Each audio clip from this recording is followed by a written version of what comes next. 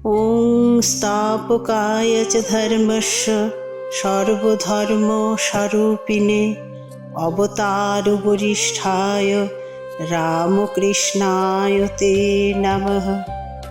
আজ পাঠ করব পরম পুরুষ শ্রী শ্রী রামকৃষ্ণ, পর্ব নম্বর 10। রাধা গোবিন্দের মন্দিরে গদাধর এবার পূজারী হলো, আর হৃদয় হলো কালীর সাজনদার। কিন্তু এ কেমনতর পূজা! সমস্ত বিশ্ব সংসার থেকে চক্ষের পলকে বিলুপ্ত হয়ে যাওয়া, ঘন্টার পর ঘন্টা ধ্যান বিলীন হয়ে বসে থাকা, মূর্তিকে প্রতীক না ভেবে প্রাণধারী বলে ব্যবহার করা। এমন পূজা দেখেননি কোনোদিন মথুরবাবু। এমন তন্ময় পূজা দেখবার জন্যে কারা ভিড় করেছে তাদের দিকেও লক্ষ্য নেই। সে তো অল্প কথা, স্বয়ং মথুরবাবুকে পর্যন্ত দেখছে না। দেখছে মন্ত্র বলবার সময় মন্ত্রের উজ্জ্বল বর্ণ কি করে তার দেহের সঙ্গে মিশে মিশে যাচ্ছে, কি করে সর্পিণী কুণ্ডলিনী সুষন্মা দিয়ে সহস্রারে উঠছে ধীরে ধীরে।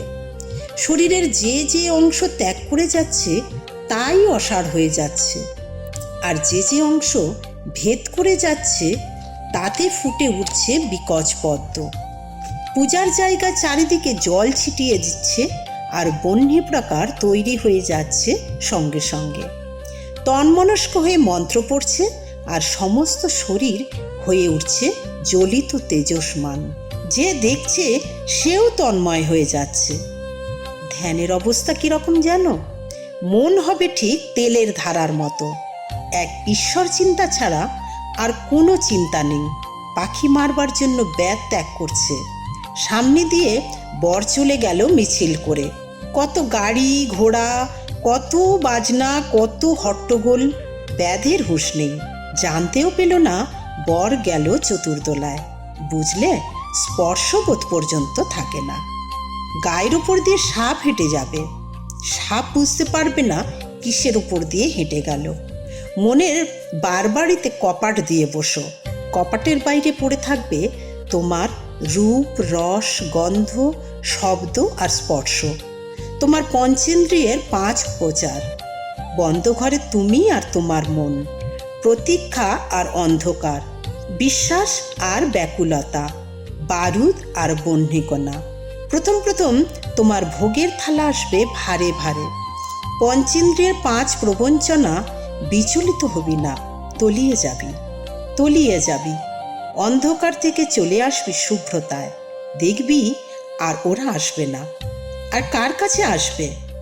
ধ্যান করতে করতে প্রথম প্রথম আমার কি দর্শন হতো জানিস? বললেন একদিন ঠাকুর। স্পষ্ট দেখলুম সামনে টাকা আর কাঁড়ি, শালা দোশালা, 1 থালা সন্দেশ, 2টো মেয়ে আর তাদের ফাঁদি নথ। মনকে শুধুলুম, মন তুই কি চাস, কোনটা চাস? মন বললে কোনোটাই চাই না, ঈশ্বরের পাদপদ্ম ছাড়া আমার আর কিছুই চাইবার নেই। রামকুমার খুশি, মন্দিরে এবার মন দিয়েছে গদাধর। কিন্তু যার জন্যে পুজো সেই রোজগার হচ্ছে কই, ফিরছে কই সংসারের অবস্থা? চাকরি করতে বসে টাকার প্রতি টান না হলে চলবে কেন? টাকা ছাড়া উপায়ন্তর কি? আচ্ছা, এটা তোমার কি মনে হয় বলতে পারো? ঠাকুর জিজ্ঞেস করলে ডাক্তারকে।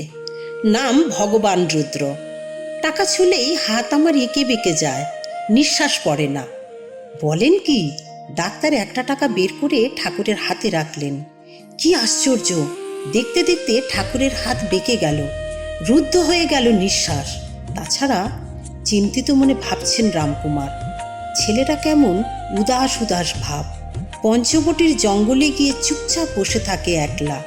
কখনো বা সকাল সন্ধ্যায় গঙ্গার পার ধরে দীর্ঘ পথ হেঁটে বেড়ায় আপন মনে, কারুর সঙ্গে মেশে না, হাসে না, কি চায় না, কি ভাবে কে জানে। বাড়িতে মার জন্যে মন কেমন করছে হয়তো। একদিন ডেকে প্রশ্ন করলেন, মার জন্যে মন কেমন করছে রে গদাই? বাড়ি যাবি? মার জন্যে কি বলবে ঠিক করতে পারল না গদাধর। বললে, না, বাড়ি যাব কেন? তবে এমনি ঘুরে বেড়াস কেন বনে বাদারে? কেন নির্জনে গিয়ে বসে থাকিস? কি হয়েছে? নির্জন না হলে ভগবান চিন্তা হয় কই? সোনা গলিয়ে গয়না গড়াবো, তা যদি গলাবার সময় 5 বার ডাকে, তাহলে গয়না গড়াবো কি দিয়ে? ধ্যান করব মনে বনে কোণে। ঈশ্বর চিন্তা যত লোকে টের না পায় ততই ভালো। হয়তো এ মেজাজ চলে যাবে গদাধরের। এ একটা ক্ষণিক ঔদাস্য ছাড়া কিছু নয়। তেমনি ভাবলেন রামকুমার। কালীকে বললেন, মা, গদাধরকে সুমতি দাও। শরীর ক্রমশ ভেঙে পড়ছে রামকুমারের। চলে যাবার আগে ছেলেটাকে মানুষ করে দিতে হয়, যাতে দাঁড়াতে পারে নিজের পায়ে, যাতে 2 পয়সা ঘরে এনে খাবার জোগাড় করতে পারে সংসারের। অন্তত তার চাকরিটা সে ধরতে পারে সহজে। তাই ভেবে গদাধরকে তিনি চণ্ডীপাঠ শেখাতে লাগলেন কালী পূজার বিধি নিয়ম, বিস্তীর্ণ অনুশাসনের রীতিনীতি। কিন্তু শক্তিমন্ত্রে দীক্ষা না নিয়ে পূজা করা যাবে না। দীক্ষা নেব তো শক্তি সাধন কোথায়? আছে, বৈঠকখানার কেনারাম ভট্টাচার্য দক্ষিণেশ্বরে আসে যায়, রামকুমারের জানাশোনা, একজন নামজাদা তান্ত্রিক। গদাধরের পছন্দ হলো, বললে একেই তবে গুরু করি। শক্তিমন্ত্রে দীক্ষা নিল গদাধর। যেই তার কানে মন্ত্র পড়ল, চিৎকার করে উঠল গদাধর, ডুবে গেল গভীর সমাধিতে। গুরু তো হতবুদ্ধি, তার নিজের মন্ত্রের এত শক্তি তা তার নিজেরই অজানা। এক কাজ করো এখন থেকে, বললেন রামকুমার, তুই কালীঘরে আয়, আমি রাধা গোবিন্দের ভার নিই। মথুরবাবুও পীড়াপিড়ি করতে লাগলেন। আমি শাস্ত্রের কি জানি? না জানি তন্ত্রমন্ত্র, না জানি আইন কানুন।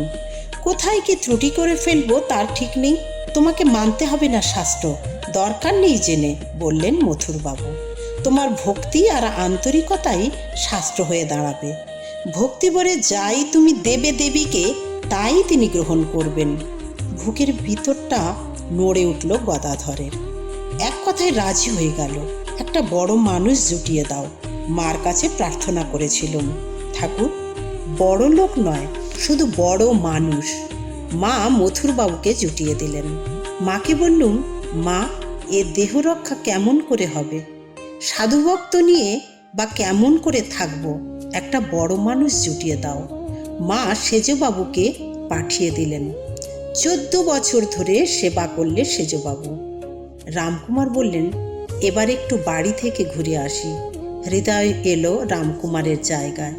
ছুটি পেল রামকুমার। বাড়ি যাওয়ার আগে মুলাজোড়া গিয়েছিল কি কাজে, সেখানেই চোখ বুঝলে। বাবার স্থলে দাদা, দাদার মৃত্যুতে বিহ্বল হয়ে পড়ল গদাধর। তখন তাকে ঈশ্বর তৃষ্ণা পেয়ে বসেছে মৃত্যুর রহস্য ছেদন করবার আকুলতা। তাই দাদার জন্যে শোক মিশে গেল ঈশ্বরাকাঙ্ক্ষার তীব্রতায়। যদি ঈশ্বর বুঝি, তাহলে মৃত্যুকেও বুঝব। থাকেন যদি ঈশ্বর, তাহলে আর মৃত্যু নেই। গজ নির্বিকল্প সমাধিতে রয়েছেন। সমাধি ভাঙবার পর একজন প্রশ্ন করলে, এখন কি দেখছো? গজ বললেন, তখন যা দেখেছি এখনো তাই দেখছি। জগৎ যেন তাঁতে জোরে রয়েছে। তিনি পরিপূর্ণ, তিনি সর্বময়। যা কিছু হয়েছে তিনিই হয়েছেন। কিছু নেবার, কিছু ফেলবার এমন কিছুই দেখতে পাচ্ছি না। মা যেন আলো করে বসে আছেন। মার পূজার ভার নিয়েছে গদাধর। ভার নিয়েই নিজেকে ঢেলে দিয়েছে, বিকিয়ে দিয়েছে। মার কোলে চড়ে বসেছে। নিজে মার হাত ধরেনি, বলছে, তুই আমার হাত ধরে নিয়ে চল। আমি যদি তোর হাত ধরি পড়ে যেতে পারি হাত ফসকে, কিন্তু তুই যদি একবার আমার হাত ধরিস, আমার আর ভয় নেই। ভগবানকে কে জানবে? জানবার চেষ্টাও করি না। আমি মাকে জানি, তাই মা বলে ডাকি। যা ভালো বুঝবেন করবেন। বেড়াল ছানার মতো হেসেলে রাখলে তিনিই রাখবেন, আবার বাবুদের বিছানায় এনে শোয়ালে তিনিই শোয়াবেন। আমি কেন বলতে যাব? ইচ্ছা হয় জানাবেন, না হয় নাই জানাবেন। মা হয়ে বুঝবেন না তিনি সন্তানের ব্যাকুলতা? ছোট ছেলে মার ঐশ্বর্যের সে কি বোঝে? তার মা আছে, এই তার পরম ঐশ্বর্য। মা গো, তুই যেন 3 ভুবন আলো করে বসেছিস। মার মূর্তি রোজ ফুলে আর চন্দনে সাজায় গদাধর। মূর্তির গায়ে হাত লাগে আর চমকে চমকে ওঠে। মনে হয় এ যেন নিশ্চল পাষাণ নয়, প্রাণময়ী জননী। পাথরের সইত নেই, এ যেন প্রফুল্ল প্রাণতাপ, যেন এখনই চোখের পলক নড়ে উঠবে, কথা কয়ে উঠবেন। হাত বাড়িয়ে টেনে নেবেন কোলের কাছে। কই, অনুভবে, অনুমানে নয়, সত্যরূপে প্রত্যক্ষ হবি না কেন?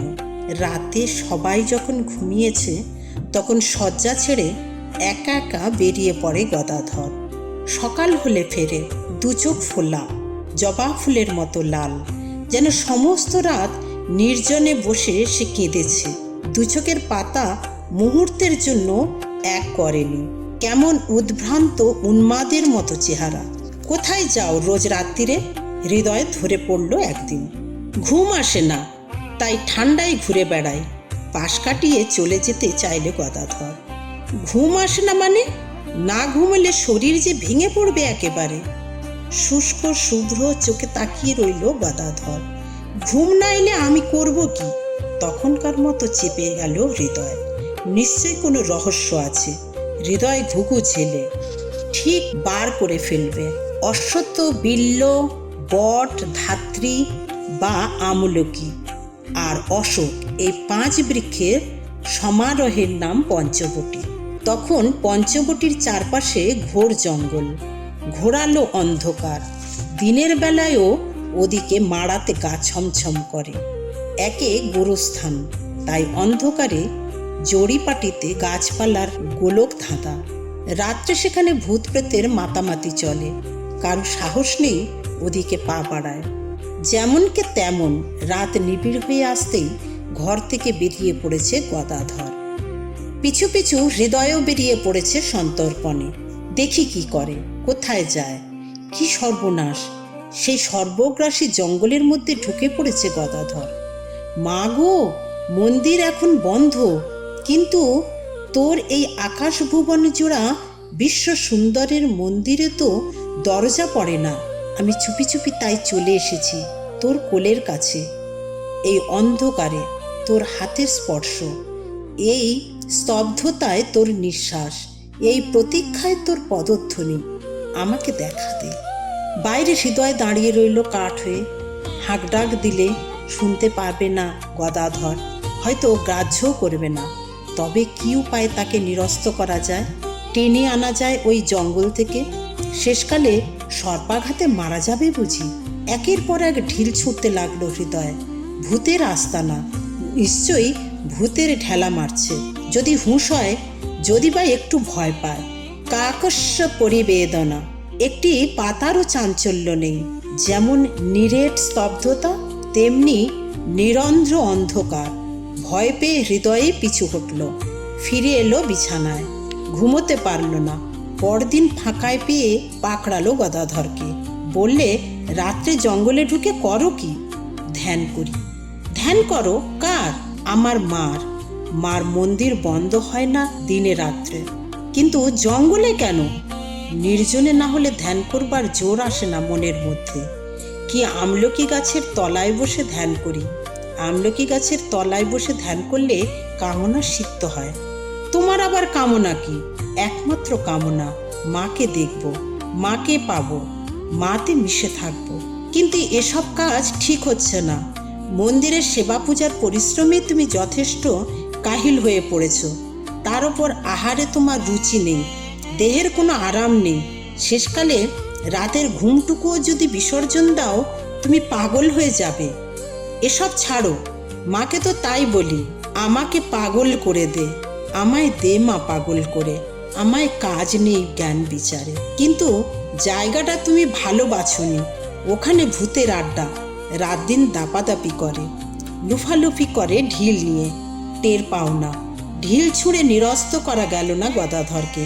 একদিন শেষকালে সাহস সঞ্চয় করলে হৃদয়।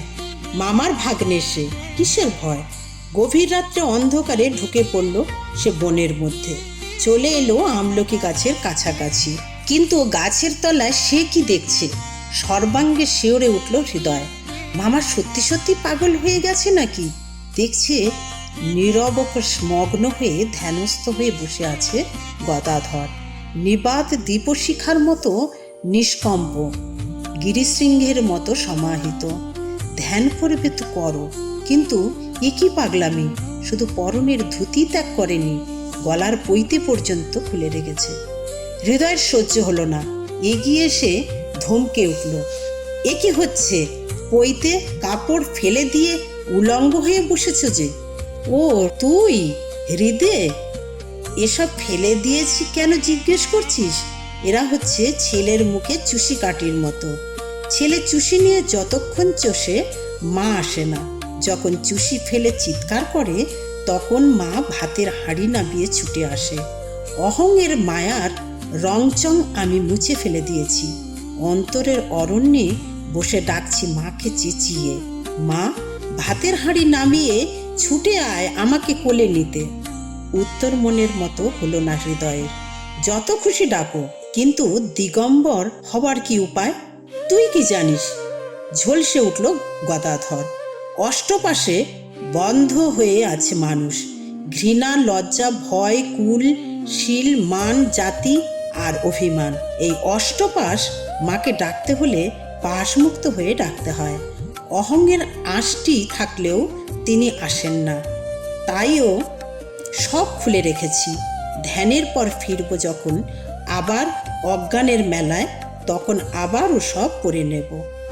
গোপীদের বস্ত্রহরণ হয়েছিল জানিস? তার মানে কি? তার মানে আর কিছুই নয়, গোপীদের সব পাশেই গিয়েছিল, শুধু লজ্জা বাকি ছিল। তাই তিনিও পাশটাও ঘুচিয়ে দিলেন। পরিধেয় আর পৈতে, এ দুটো উপাধি ছাড়া কিছু নয়, অভিমানের চিহ্ন। আমি বামুন জাতে জন্মে সকলের চেয়ে বড়, এই অহংকার বর্জন না করলে দীনতা আসে না। দীনতা না এলে সরলতা আসে না। আমার মার আরেক নাম সরলতা। আমি কি? আমি বিবস্ত্র না উপবিত? আমি কি হাড় না মাংস, রক্ত না নাড়ি ভুড়ি? খুঁজো, খুঁজে কি পাচ্ছ দেখতে?